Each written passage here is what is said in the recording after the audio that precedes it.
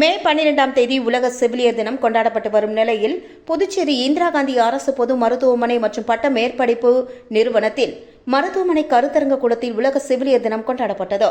கைவிளக்கு ஏந்திய காரிகை என்று அழைக்கப்படும் புளோரன்ஸ் நைட்டிங்கேலின் பிறந்த நாளான மே 12ஆம் தேதி உலக செவிலியர் தினமாக கொண்டாடப்பட்டு வருகிறது.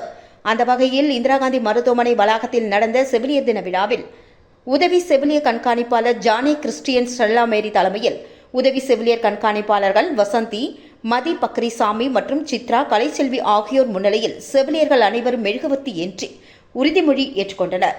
இதில் இந்திரா காந்தி அரசு பொது மருத்துவமனை செவிலியர் அதிகாரிகள், முதுநிலை செவிலியர் மற்றும் அதிகாரிகள் உட்பட பலர் பங்கேற்றனர்.